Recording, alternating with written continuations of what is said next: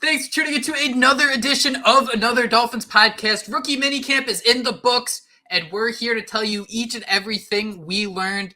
A lot of special teams talk, a lot of secondary talk, but before we get into all that, the schedule's getting released this week. Before we get into all that, Joshua Houtz, what's up, brother? How you doing, man? I mean, this is just embodies who we are, right?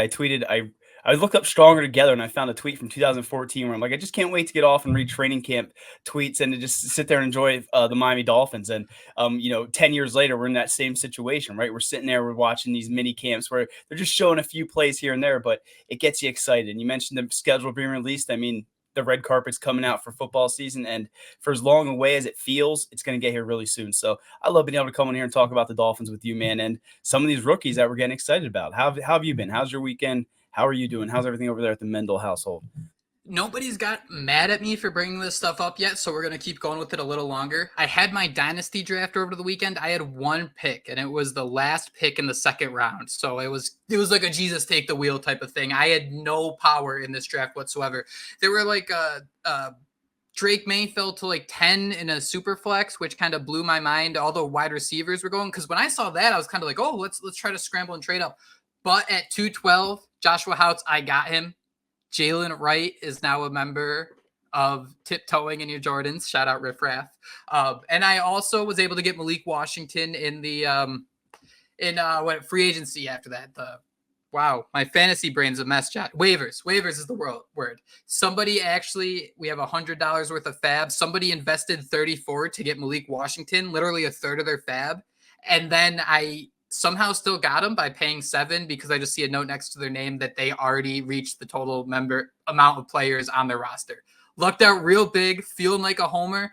But Jalen Wright, Malik Washington, two guys who I think maybe not fantasy in 2024, but if you can pick the week those two guys might be featured, brother, you could win a lot of money. Yeah, and the best part is it's dynasty, right? So it's not even so much this year as long term. Yep. So, I mean, you asked me, are you a homer for taking Malik Washington? I was like, yeah, probably. We all are. But you had to go out there. And the fact that you put in a claim and other people did as well, I mean, that kind of has to make you feel good about your situation. You mentioned Jalen Wright, and I think you got him towards the end of the round. I got him at 206. So last year I passed on Achane. I was telling you on Twitter, I passed on him. Everyone in the league knows I'm a Dolphins fan, knows I'm a sicko that kind of targets those guys. Probably reached for 208 way too early. Some other things, but I missed on Achane, was not going to pass on Jalen Wright. So I got Drake May, Jalen Wright. Those were my two big dogs in my dynasty league. So it was super flex, needed another quarterback next to Tua. But, dude, it's just fun to see that. And we're talking about Jalen Wright, but there's a lot to be excited about with these rookies. But some of those cuts and that Lego video that the Tennessee Volunteers put out, like, I'm getting pretty damn hyped about this guy. And I know, again, like you said, it might not be this year, but long-term, you can definitely see the vision and why the Dolphins traded up where they did, because like we talked about, the Cowboys were interested and there was a huge run on running backs. So that's the guy that really stood out and got me a little bit excited. But I think a lot of that, like you said, is fantasy purpose. I really can't wait to do the autopsy on this, maybe 3 years down the road, where we can really dive in. What is 1 year worth of experience worth? Like, would Miami have been better off having a third-round rookie? You're drafting someone a whole round earlier next year, but they'd be inexperienced. You wouldn't be able to play them right away. So by doing it this year, the Dolphins are really, starting to get that process going to make him understand the offense. And I'm really interested to see if they'll pay dividends down the road. The Dolphins do love to have two running backs on the field at the same time. So I feel Jalen Wright will get some opportunities, but Raheem Mostert, Devon Achane, Jeff Wilson still here. There is a lot of players who are going to be touching the football. Josh, big weekend for the Dolphins. But before we get into that, I just want to touch on the schedule release real quick. We learned that the first game of the NFL season will be the Baltimore Ravens versus the Kansas City Chiefs at Arrowhead on Thursday night to begin the football season. That one feels pretty good, Josh, but I got to say this slow drip NFL schedule release is super draining. Yeah, we joked they could probably take the draft and make it 7 days because we're all sickos and we'd be like on our edge of our seat. I think they could do the same thing with the schedule. They could probably, from now until the regular season, just release one game and fans would be like, oh, yeah, I can't wait. And it kind of sucks because a lot of fans that go to the games are trying to plan their entire vacation and stuff around it. So just throw the damn thing out there. We know the release is, I think, at 8 on May 15th. We're recording this on Monday afternoon. But it's just funny how it's become this huge thing, almost like a holiday. I remember back in the day, they would just release it. I don't think you'd really bat an eye. Now it's like how many primetime games you can get. What day do the Dolphins play the Bills, at home, away? It's fun, but at the same time, like you said, man, just release that thing. Let us all have a little bit of sense of ease and get to sit there and decide on what's next. But I cannot wait for the Chargers to release their annual schedule thing, because dude, that thing's so damn good every year, right? I mean, their schedule, whoever's in charge of that, I mean, it's absolutely insane the work they put into that. The anime videos are so impressive for what they do. And just a little note, I won't get too preachy with the PSA here, but the Dolphins have the easiest strength of schedule in the AFC East and are tied for the 24th toughest schedule in the NFL.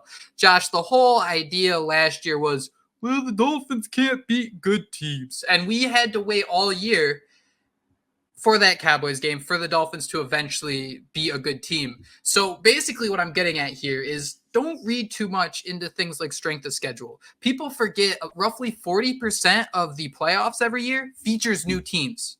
So almost half of the playoff field is a new team each and every year. That's a lot of parity. There's a lot of moving and shaking between like the not the worst teams, not the best teams, but everybody else who's in the hunt. And until the Dolphins tell us otherwise, they're one of those teams. Sorry if you can hear the motorcycle outside. But I will say, Josh, don't get too riled up when you see them having 4 or 5 early games early, or 4 or 5 easy games late. There's going to be a point in mid-December where we are pulling our hair out because the Dolphins are in a make or break situation. And we're in a situation, not to be that Debbie Downer, but until they prove us wrong, they haven't proven us wrong. And that's painful. Your Eeyore impersonation was absolutely spot on. I just want to give you props for that. But you're right. I mean, every year, and I can't remember what the Dolphins were heading into the year or their schedule last season. Wasn't it like one of the toughest, or maybe it was one of the easiest? But whatever it was, at the end of the day, like you said, these teams are completely different year after year, and it's very rarely where you go into the season, no, they had the toughest schedule, and at the end of the year, we're sitting here saying they had the toughest schedule, because there is so much parity, and these teams are ever evolving. So, we're saying that, but we're also going to get, overexcited. We're all going to write that in our articles, right? They have the easiest strength of schedule per whatever it is. So, yeah, we'll see, man. I just wish they release this, because as we're talking about it, I just wish I knew when each game was, because you're saying that it really doesn't matter. But remember that West Coast trip we had? I just can't, like, if we have like 3 West Coast games in a row, or 2 or 3 or whatever it was, I might be starting to get a little queasy then if I see that on the schedule. I feel that those things I think are more interesting than really just kind of looking at a team and saying this was their record this year, they're going to be bad. That's kind of where I'm really getting stuck on with that. But I agree with you. Let's get some primetime games. Let's win a couple, and let's have a good 2024 season. I do think, I just want to say, I do think it's sicko stuff. I mean, I think Kevin for the site also did one, but like people are doing like mock schedules, and I'm like, dude, mock drafts are crazy enough. Now we're doing mock schedules. Like, I'm out. I'm not even ready to try to do that stuff. We had one of the greatest tinfoil hat moments on Dolphins Twitter last week, Josh, where I think it was Wednesday. The Dolphins posted a picture on social media. 4 players, and then you look closer. It's 4 defenders. You look a little bit closer. All right, I see Javon Holland. He's a safety. I see Jordan Poyer. I know he's a safety. Elijah Campbell, let me check the roster. He is also a safety. So 3 of the 4 guys are safeties. And the 4th guy in the picture, Josh, is Nik Needham. Is this the Dolphins telling us that Nik Needham is going to become a safety, or is this just one of those things that they knew we'd be going a little crazy? A little bit of both, right? I mean, and it's kind of funny because I think we were just talking about Pat McMorris, one of the undrafted guys, or the guy that drafted Dolphins drafted in the 6th round, right? Pat McMorris, and how he might play safety. And then I think we saw this picture shortly after that, and it's just like, oh yeah, there is Nik Needham. He is that guy that, we've always been used to playing at corner, but there were rumblings last year with Vic Fangio and some of those things about him cross training. And like you mentioned, man, what if this was their, wonder if this is why they're not sitting here so worried about the safety. Like we might sit here and say they need that 3rd guy because they're looking at Nik Needham, a guy that can play boundary, which he's proven over his year. He can play in the slot if he has to. And now, I mean, after a year, if he was in Vic Fangio, cross training, things like that, and they got Jordan Poyer next to him, he's your 3rd guy. I mean, I'm intrigued by it. I'm definitely intrigued by it. And for a guy like Nik Needham, I mean, we talk about our acorns and some of these little guys that we kind of root for. He's the epitome of that, right? He's been Absolutely. knocked down, brought back up, and is kind of just that perfect pro, or the perfect role model, or the epitome of what a hard worker is, and what a guy who you can count out time and time again, but he just battles his way back. So I'm not gonna count Nik Needham out. I'm intrigued to see what he can do at safety, and think that the Dolphins did have a trick up their sleeve, but they definitely also posted that video to get us all good talking, because that's all you see on social media. All the articles are being written. What are your thoughts, Jake? What are your thoughts on Nik Needham potentially playing safety, and just how crazy we are as Dolphin fans, where we just go over the moon, spin web Charlie, always sunny style? Well, I'm going to keep spinning right away. So the Dolphins lost both Deshaun Elliott and Brandon Jones in free agency. I am not a doctor. I have zero idea what I'm talking about. But my instant reaction to hearing that Nik Needham is cross-training at safety, you look at somebody's strengths, what they do well on the football field. Well, Nik Needham, he had 7 missed tackles in each of his first 2 seasons in the NFL. He's had 6 combined tackles in the 3 years since. Of course, he suffered the ACL injury in October of 2022, and he started the 2023 season on PUP. But still, a 3-year stretch with only 6 missed tackles is pretty damn impressive, considering he is someone who lined up in the slot, somebody who would play in the middle of the field. You're kind of doing some of the same things that a safety would do. And thinking about his injury, the biggest thing it'd probably take away is that twitchiness that you need to play slot corner, right? Think about how many different route combinations a slot wide receiver can go in. You need to be able to keep up with whatever direction he's going in. Nik Needham has been an absolute dog his entire career, a hard-hitting tackler. But I think this might be kind of how, some of the cornerbacks can sustain their career and play another 3-4 years and get that next contract. He allowed 6 receptions, Josh, on 8 targets last year for a total of 44 yards.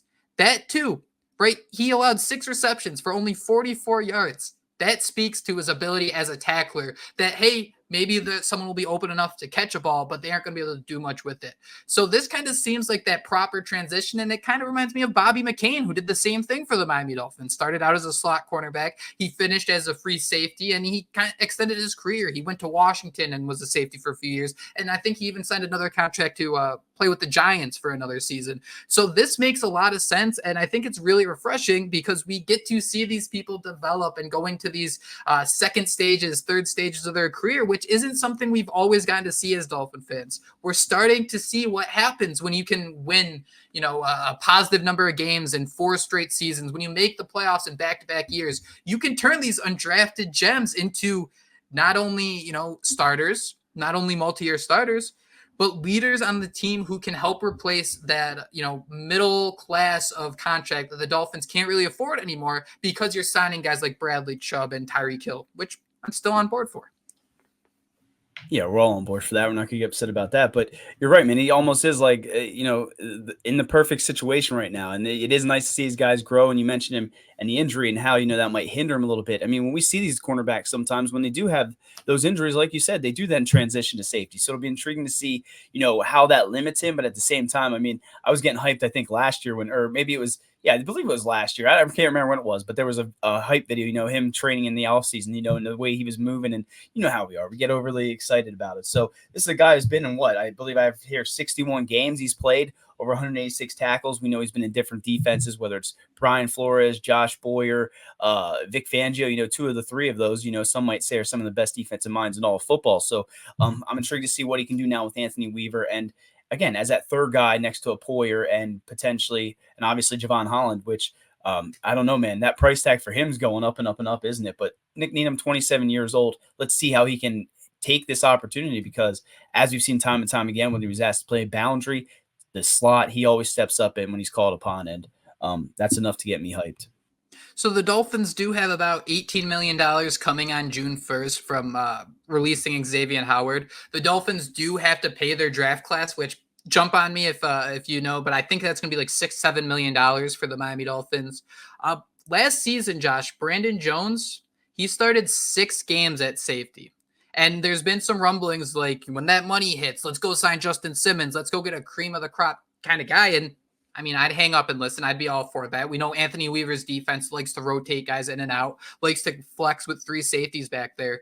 But considering that, like, even though the Dolphins had a solid duo, Deshaun Elliott and Javon Holland, knowing that Brandon Jones had to start 6 games, coming off of his injury in a new system, hearing that Nik Needham might be a backup safety doesn't sound that terrible when you add that context.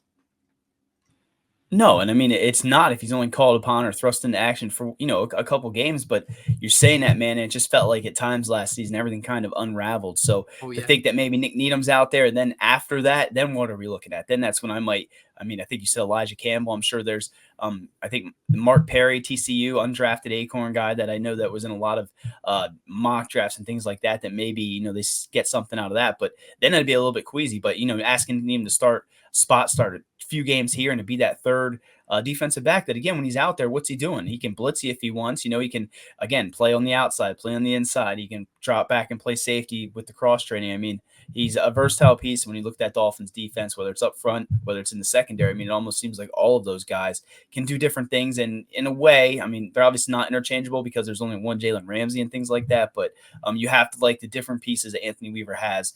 And again, I'm intrigued to see if Nik Needham can take this opportunity as we see him do time and time again. If you had the final say, Josh, would you be pursuing a final, safety to kind of add to the group, or would you be content with Nik Needham? Yeah, I mean, I think at this point, I think we talked about in previous pod, and it was probably the Odell Beckham thing, but I think I'm at the point where if you have the money, just empty the chamber. If you think you get Justin Simmons for, whatever it might be. I mean, after some of these deals we've seen signed, it might not break the bank, right? So if you're going to, pay him and still extend to him, maybe create some, I don't know what the Dolphins have up their sleeves, but I won't be opposed to it. But I mean, we're sitting here talking through it, what we've seen from Nik Needham before and what we potentially can see from moving forward.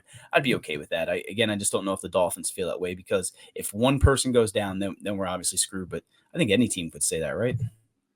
That's kind of the key. A lot of people kind of forget that when you're kind of stuck in Dolphinville, that every team is dealing with these injuries. You might not hear it right away, but it's happening to most teams, most players. It's breaking news, Josh. Football, it's a pretty physical sport. But something I do want to bring up here, sticking with the safeties, one guy you didn't bring up yet, and that's Jordan Colbert. Let's talk here for a second. He transferred to Rhode Island after graduating from Columbia as an all-Ivy League honorable mention at free safety in his senior season. As a Rhode Island graduate student, he appeared in 21 games over 2 seasons. He started 10 games in 2023 with 96 total tackles, 4.5 tackles for a loss, 2 interceptions, and 2 forced fumbles. He went undrafted, and shortly before the rookie Minicamp, Miami Dolphins announced 12 signings, undrafted free agent signings. Colbert sticks out to me because, one, he worked out for the New England Patriots at their local pro day in early April. So he was on some teams' radars. I don't want to go too crazy with undrafted free agent gems. They're going to be great. But, man, this guy is already 24 years old. He's 6'3", 215. Javon Holland is 6'1". Jordan Poyer is 6 foot. Rashad Jones is 6 foot. What would be your impression of seeing someone like Jordan Colbert, 6'3", this physical beast at safety, coming in and absolutely clobbering slot receivers, running backs over the middle? He is a strong safety project in the 2024 class. He scored a 9.77 RAS score out of a possible 10. That ranked 26 out of 1,079 strong safeties from 1987 to 2024. For an undrafted Acorn, man, there's some things to like. Yeah, hell yeah. I mean, we've seen time and time again where how those RAS scores have translated, right? And you can't tell me that these teams aren't using it. I mean, I think it's pretty obvious they're using those different things to, find these players. So, dude, I'm all for that. It sounds like he's a hell of a prospect, a guy who, with the right coaching could, who knows? I'm trying my best this offseason not to get overly hyped about some of these guys. And I'm also doing my best that if I'm not sitting here and haven't dived into their tape, completely fully, I don't want to speak on them. But this dude looks like he can play. And again, all it takes is him making the right plays, proving that he can make plays on special teams and making the roster. And then who knows what happens, because we're talking about next man up. I mean, I don't know, man. If you're a little slot receiver and you see Jordan Colbert coming, I'd be probably a little bit scared. I don't know how I did this, Josh, but so I was going through players trying to look for other guys that same height. And let me ask you this. Who was your favorite member on the Legion of Boom? I was gonna say Seahawks Earl back then. Thomas because the Dolphins should have drafted him. Son of a. They should have. They should have. I love Earl Thomas. I also love Cam Chancellor. I think he was that underrated piece of that secondary. That face man says it all. The meanest, hard hitting, nastiest safety in the league. He was 6'3". He was a former 5th round pick. So that to me is, if you want to get real crazy and you want to hype up one of these projects to kind of develop, we talk about paths, and considering that if you have Nik Needham cross training, you don't have much behind Javon Holland and Poyer. There's opportunities here, man. So I wanted to kind of plant my flag here in Jordan Colbert as just someone who I think when we're watching the highlights or watching like a preseason game, just the way we see just a 6'3" safety moving around in the secondary, I don't know if it's going to be good or for bad, but he's going to stick out and he's going to give you some good highlights on Twitter in a few months. I looked it up because I love Lance Zierlein. He always has different comps, but he doesn't have one for him. But he does say, I mean, one of his biggest things is that he hasn't faced NFL caliber players. So I mean, that's something he's going to learn real quick with the Miami Dolphins, right? I mean, we're sitting here getting hyped over some of those receivers that were going to eventually have to storm the practice squad and things like that. So I'm intrigued by this. Go ahead, plant your flag, man. And Cam Chancellor, I mean, yeah, you did see my face. I was like, oh, sign me up for that. You're Jordan Colbert. That's our next Cam Chancellor here. Cam Chancellor light.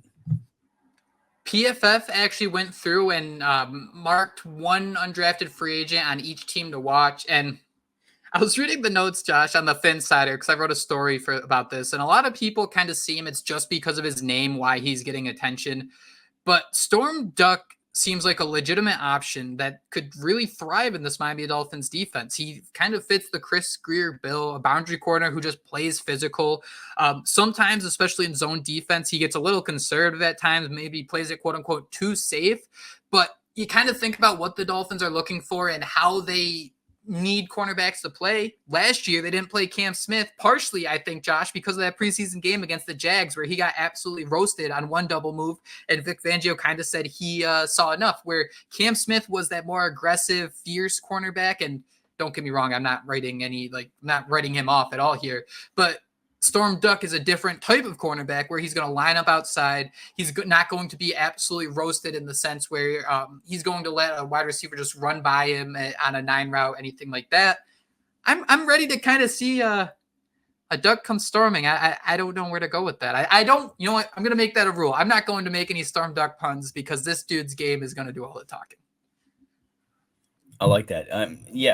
I mean, I think it is definitely, a lot of people think it's because of his name, because Storm Duck, I mean, that's epic. But when you watch the tape, when you see different things, I mean, this was a guy who the Dolphins had to pay. What was it? Was it like 20,000 or was it 200,000? I don't have it in front of me, but they had to pay him, right? A signing bonus, because I'm sure other teams were involved. And a dozen. There were 12 other teams. Dozen. So, I mean, he was obviously told he can come in here and compete. He's obviously told that they may even have a role for him. And again, when you look at the tape, when you see the different intangibles he has, and again, I think what gets us so excited is we've seen time and time again these guys who are acorns, who are undrafted, who teams gave up on, coming in here and having themselves a career. So, dude, I'm all for this Storm Duck thing. We won't make any crazy puns, but in my head I always picture Duck Dodgers or Darkwing Duck or one of those guys. So sign me up for that. Darkwing Duck all day, every day. I'm so on board photoshopping either Darkwing Duck's head on his jersey or Storm Duck's head on Darkwing Duck. I could go either way on that one, and I think both will look really cool. According to Barry Jackson, they gave Duck a $20,000 signing bonus with $150,000 guaranteed. And that right there, with these undrafted guys, you really want to, above all else, follow the money. Chris Grier, he hit on Nik Needham. He had to come in and start his rookie year. Let's hope that's not the case for Duck. He hit on Kader Kohu, another player. I think he's made monster bonuses in the performance-based contract system as an undrafted guy who's had to start like 25 games over the last 2 years. So this kind of fits that project of how the Dolphins do a really good job of developing these cornerbacks. And PFF, people, get jazzed one way or another, but he was their 12th ranked cornerback entering the 2022 season, despite playing just 436 snaps between his freshman and sophomore seasons. So that's me right there. PFF has always been on this guy's traits. Excuse me, no, I worded that wrong. He played just 436 snaps the past 2 seasons, so his junior and sophomore seasons. As a senior, he finished out the year with UNC, and then he graduated, and he did the additional year at Louisville. It just seems like he has the growth, he has the experience, and could be one of those guys to step in and be comfortable as a rotational piece. He appeared in 12 games last year with 4 starts, ending the year with 32 tackles and 7 pass breakups. And just this track record, man. Let me get your thoughts. You have Jalen Ramsey and Kendall Fuller as your headliners. Kader Kohou's going to be your slot guy. And then the next guy on the depth chart is Nik Needham, who we're already talking about being a safety. You got Cam Smith, Siren Neal, Ethan Bonner, and another undrafted guy, Isaiah Johnson. Yeah, we're going to continue to call Ethan Bonner White Mamba and hope that sticks. But, I mean, yeah, you're right, man. There's definitely an opportunity for Storm Duck. And I think the reason his name stood out to me so much, and I kind of forget this or gets overlooked, is he originally started, I think he was on Penn State's roster, ended up transferring, went to, I believe it was Louisville, and then he ended up in North Carolina, or maybe I had those mixed up. Yeah, flip those two. So there we go. But this is a guy who now is 3 different systems. So he's proven that he can get, land at a new place, get acclimated, and, nothing's too big for him. So I'm intrigued to see the way it works out, because it sounds like, he has all the intangibles to go out there. He works hard, and he's probably going to stick originally again as special teams, as we'll see. But there's no reason why we can't see Storm Duck out there and, make this a thing. We can start dressing up like Darkwing Duck and things like that if we have to. So I'm just going to go through the list here, Josh. Because I think for someone like Duck, he really has a legitimate shot to make this team. Siren Neal's more of a special teams guy. I mean, Ethan Bonner, Josh, it was fun to see him out there, but only playing, I think it was 15 snaps against the Jets in week 15. I legitimately think that Storm Duck could be fighting for like that 3rd or 4th, maybe 5th cornerback spot. Let's say Fuller, Ramsey, and Kohou as your top 3. Nik Needham, we're going to throw him at safety, because obviously if the Dolphins are saying he's a safety, he's a safety. On social media, of course. Cam Smith, would you be super, super, super surprised if Cam Smith and Storm Duck are competing, let's say, for that 4th cornerback spot come, preseason? No, I mean, I guess I'd be pleasantly would you be pleasantly surprised? I was getting ready to say pleasantly, that it hit me. I don't know. I mean, I'd be pleasantly surprised Storm Duck's out there competing, but then you'd wonder who what would you rather have? Cam Based on Smith. everything who do you like more? I want to see Cam Smith step up and, grab the bull by the horns and, what's he say? Just drop your nuts in that one clip we all sent around. I mean, let's see why they drafted him. Let's see that physical corner that we had that, we were waiting to see come out in the wings of Xavier Howard. I mean, there's no doubt, like you said, it would took one double move for Vic Fangio to put him in his doghouse. So I would like to see Cam Smith, step up and take that role, but maybe they both are playing their asses off and it's this crazy battle, right? But that's probably not realistic. So I'll go with I want to see Cam Smith take that over, but I would not be surprised. No, Storm Duck was in the running, because, again, I think there's a reason he's here, the reason the Dolphins brought him in, and this guy can play. So, yeah, there's an opportunity for sure. And then I want to talk about Isaiah Johnson just for a second here, because I think it goes with the trend about the type of physicality the Dolphins are looking for in these undrafted free agents. Isaiah Johnson joined Syracuse in 2022 after graduating from Dartmouth. He started every game in his senior season and was named a team captain. He closed the year with 62 tackles, 6 pass breakups, and an interception. Johnson played cornerback in college, but Josh, I was reading on the Draft Network that some teams are kind of projecting him as a safety, and he's come out and said, whatever team sees me as a safety or a cornerback, and if that's what they want me to do, then that's what I'm willing to do. Like I said, I'm a football player. I just want to hit that field and play the game that I love. I think he said his preference is cornerback, but he's open to it. So what are your thoughts on, again, I won't say that this undrafted free agent's going to climb the mountain and be like a day one starter or something like that, but what does it mean that the Dolphins are going after these physical presences in the secondary? Yeah, and I have no issue with it, right? I mean, you have the guys that you have the roster spots, bring them in, let them compete, and let someone take it over. I mean, we're still forgetting about our boy Patrick McMorris too. His name's involved in all this too, so we'll see what happens. We'll see. So I like the tools that are there with Isaiah Johnson. The one thing I did, damn it, I don't have it up anymore. There was a Storm Duck thing, and it had him. I think he was like the 110th ranked cornerback out of all the RAS scores, out of like 2,442 cornerbacks. So he was also one of those guys with the 9.53 out of 10 RAS score. I'm sure if we look, Isaiah Johnson's there as well. So the Dolphins definitely have a taste, and they're definitely bringing in these guys that are just football players, love the game, can play different things, and they'll find a spot for you if you have the right work ethic and, fit that mold. So dude, I'm getting hyped up for some of these undrafted guys. I mean, we didn't even get to talk about some of those receivers, but there was a video of Taj Washington juking out some ghosts, and I was there like, oh hell yeah, man! Look at that helmet, look at that visor he's wearing. I'm getting way too hyped up about some of these receivers that we love. And that's kind of what makes us, Josh. You had a tweet from 2014 that, what was it? Only losers, or I'm a loser for getting hyped up about training camp clips, and then you retweeted that. Is that what it said? Yeah. No, I basically said I can't wait to get off work because I'm gonna go home, and I said drink. I'm a much better person now. I was gonna drink and then just read through, just scroll tweets, and I feel like there are so many people that are like, yeah, that we're kind of the same way. So I call myself a loser, call myself out because I saw that stronger together hashtag. But at the end of the day, that's why a lot of us are on Twitter, right? Because we're fans from abroad or all over the place, and we just want to get as much content about our Dolphins. I mean, that's why we're sitting here talking, Jake. That's why we met. I mean, we love this team, and we're gonna love them for as long as we're gonna love them. And so we're 30 minutes in, and this is why I want to talk about this. So Josh, there was one clip in the video they shared, and this is sicko behavior. This isn't something I'm going to remember come training camp. There was a catch that Malik Washington had, and it was put in super slow motion, I think to hide the fact of how far he had to come behind his body to come back and get the ball. And that, to me, that speed, that quickness, the fact that the ball was so far behind him, dude, I think Malik Washington might be a guy early. I think that speed, just seeing that one clip, I'm ready to go full dumb homer and say I think Malik Washington's going to be a problem early in his career. Just because, man, just seeing that the one clip, all I need is just, it's enough. I'll hang up and listen. Yeah, I'm not going to argue that. I mean, you got him on your dynasty team. I need to go make a claim once we get off of here. But, dude, you see him out there, and he just looks like he's going to be that next – I don't know. I don't want to get too hyped. I just am excited to see what Malik Wash can do, and every bit as excited for Taj as well. I mean, it's nice to have the problem where you have too many receivers, right? You don't know which guy's going to make the roster or, which one of your favorite players to really get behind. So we'll see, man, but we're getting way too hyped. I mean, there was a Jalen Wright cut that he just looked like he, could have taken out an entire defense with that thing. There would have been a hole in the ground from how bad he cut. It was so sick.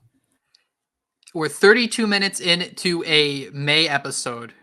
Josh, Tyreek Hill was a 5th-round pick. People forget that.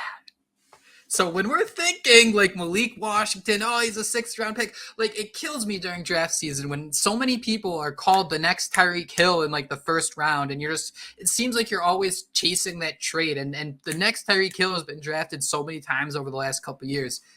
That speed, man, it just felt special. And I'm super surprised because the most interesting part of the entire draft class, your favorite part of the entire draft class, which some news about him was also broken on the Dolphins social media team, you haven't even brought up yet. I'm going to see if you know what I'm talking about here. I got nothing. Is it the Patrick Paul face mask? It is Patrick Paul's helmet. Absolutely.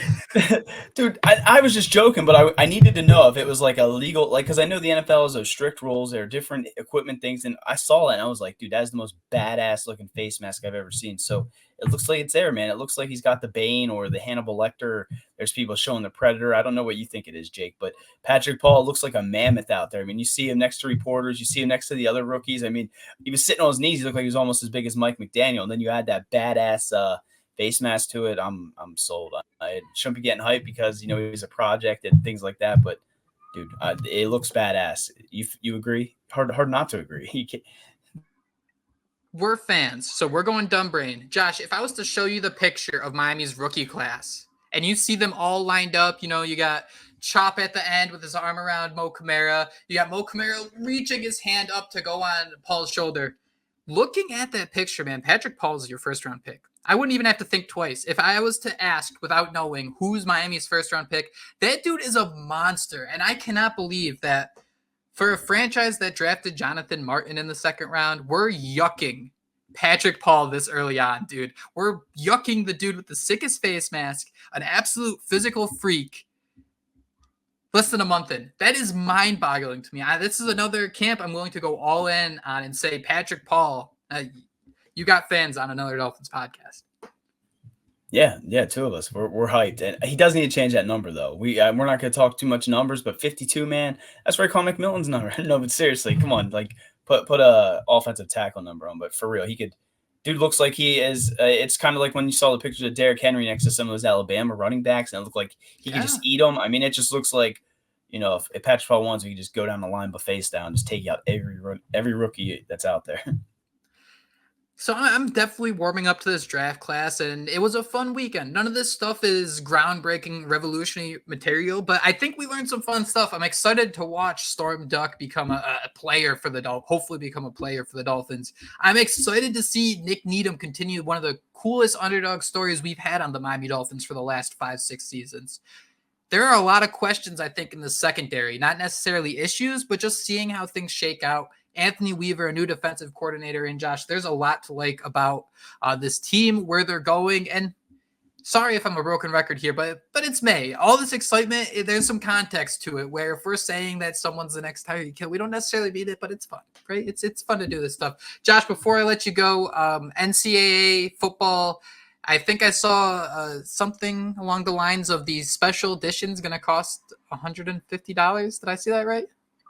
Oh man, was that today? I did not see that. Was that today? There was some new news coming out today that I think I missed, but I was hyped when I saw the cover. But $150, I mean, they could probably get it. I know when you try to buy the old one on eBay, it's like ridiculous what that thing was going for. But people are over the moon excited until they remember that it's just gonna be a copy and paste version of Madden. But I don't want to spoil that. It's like the special fandom edition, so it's not like you'll be able to get it for $70. But I mean, back in my day, there was a time where I'd get a video game and I'd get the special edition, whether it be just for like a figurine or something like that. And then I think it was Call of Duty. I didn't buy it, but the biggest like additional video game thing was Call of Duty. I think for Modern Warfare 2 tried to give night vision goggles, and they were just the fakest things in the world. And then ever since then, I've just always looked at these bonus things, and they just don't do it like they used to, yelling at the clouds. Yeah, I don't know. I mean, I saw people joking that they would pay like $400 or $500 just to play it right now, but yeah, I'm over those days. There were days when I'd probably feel like that. I know everyone's excited that it's finally coming out, but yeah, man, that's a lot of money, and the older we get, the crazier it seems, right? Joshua Houtz, it's always fun to talk Dolphins with you, my friend. Thank you, everyone, for listening to another episode of Another Dolphins podcast. You might not believe it, but I do read through each and every comment that's on YouTube, all the podcast reviews, things like that. So let us know, who are some of the undrafted free agents you're excited to hear from? There are some holes in this Dolphins roster where I think some of these highly physical guys can come in and make their presence felt early on. So be one of those people who gets to say, I told you so a few months down the road. Or worst case, we'll all forget how wrong we were and yell about something else, probably the Jets. But thank you all so much for listening to Another Dolphins podcast. We will talk to you soon, but until then, fins up. Fins up. Fins up.